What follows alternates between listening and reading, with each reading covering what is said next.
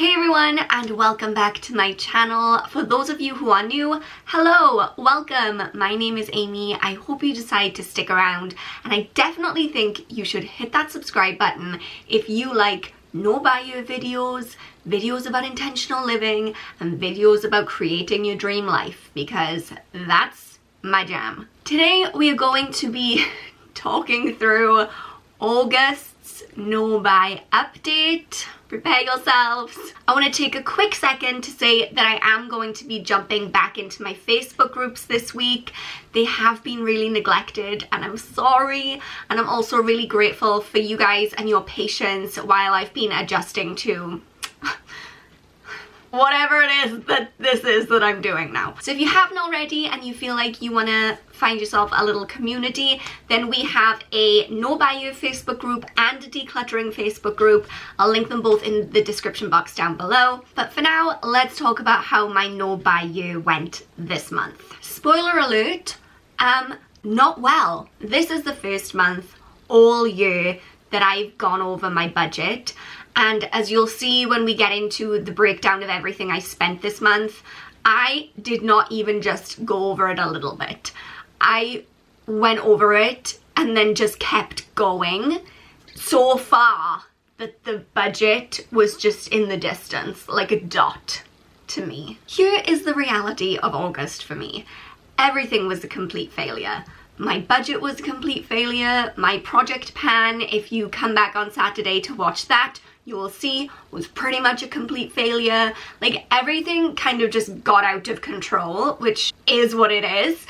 And as we go through and I talk you guys through everything that I spent this month, you're gonna see that there were three big reasons why I went so massively over budget. The first reason is because I introduced some new expenses into my life this month that I haven't had in the past. The second reason is because I ran out of contact lenses, and my contact lenses are insanely expensive, so that was a big chunk of change.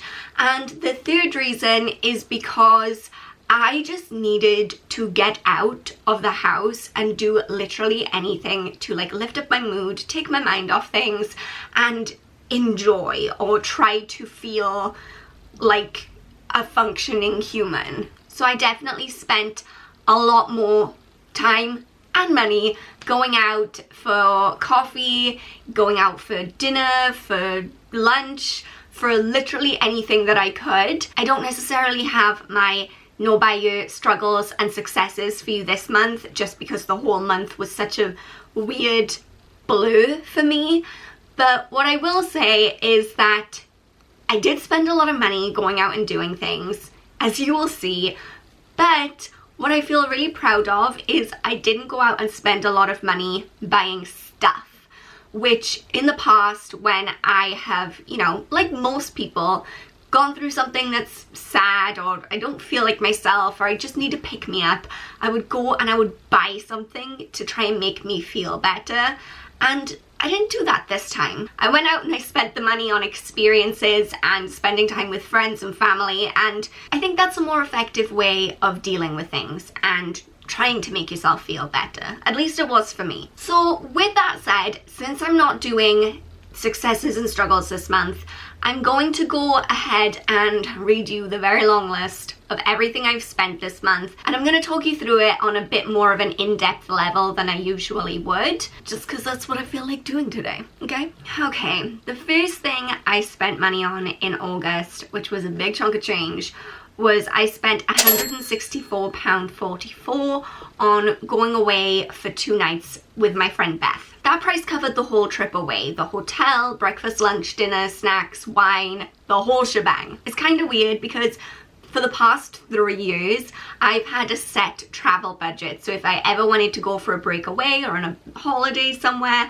I would have separate money that wouldn't come out of my monthly budget. But now I don't have a job, so I don't have that luxury anymore. So that came out of the budget, which was a pretty big chunk of change, but was totally 100% worth every penny. Like I said, I had to get new contact lenses this month, and that cost me £115. Contact lenses are expensive. This month I also spent £80 on seeing a counsellor, so that's kind of like what I was talking about earlier with bringing in new expenses that I didn't have before. This is a somewhat hefty expense when you consider how small my monthly budget is, but for me it's something I feel like I'm totally happy and prepared to spend my money on. I just think it's really important for me to invest in myself right now and my mental health and getting myself into a good place.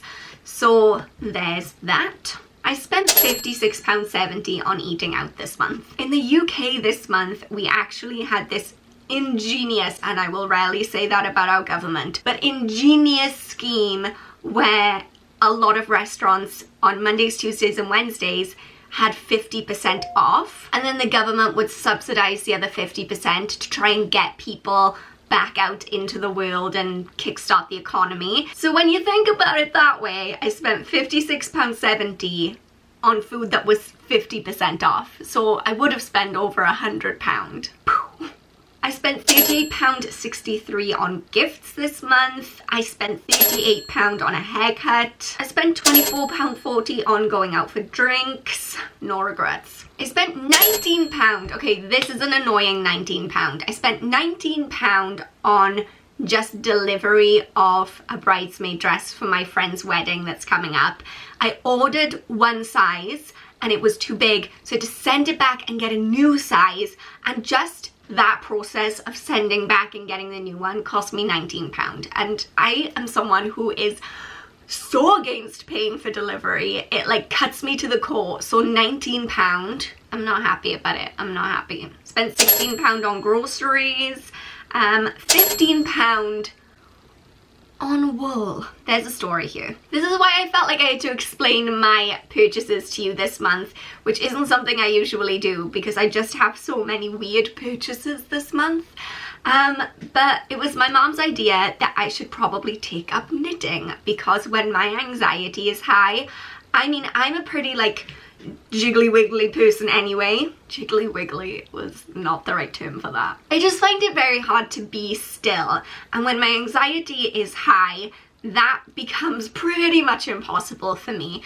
So having something that I can do with my hands when I'm just sitting watching TV, it just relieves a lot of stress for me. And I know this doesn't look like it's anything, but it's gonna be a jumper. I hope it's gonna be a jumper. I've been working really hard on it. I spent £14.50 on gadget insurance, which, there's another story, which I didn't even realize I still had as an add-on to my bank account. You know, one of those extra features you can pay for. They had raised the prices from like £9 to all of a sudden £14.50. So I cancelled that. I'm not paying for that again. So there is a lesson for you. Even if you think you are completely on top of your finances and you know exactly what is coming in and going out, it's always a good idea to check your bank statements and just make sure you know if there is anything, any kind of direct debit that you don't need anymore. I spent £9.99 on Spotify. I spent £8 on shampoo. I spent another £7.50 on lottery tickets. I know I should not be throwing away my money like this, but I just feel like I need to win the lottery. I spent £7 on makeup this month, and I got a pretty good deal because they had 3 for 2 across all cosmetics. I needed a new setting spray and a new concealer, and my mom needed a new foundation, so we split the saving, and that way I didn't end up purchasing an extra makeup product just to get the deal and then have something that I didn't need.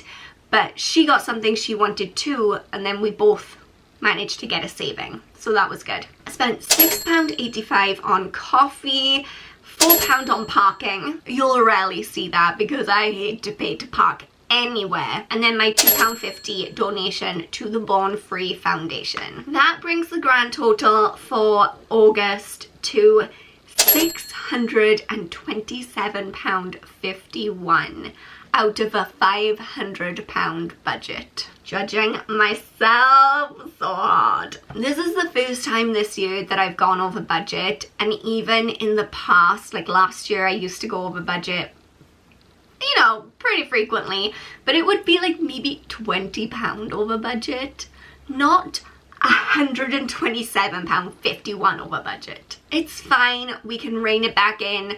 I will take that £127 out of next month's budget and give myself a little bit less to work with in September. I feel I can justify and I feel okay with all of the spending that I did in August. I know it's a lot, it's way more than I usually spend, but I am at peace with it because it's just felt right to go out and do those things and spend money on counselling and going out for coffee and all those things.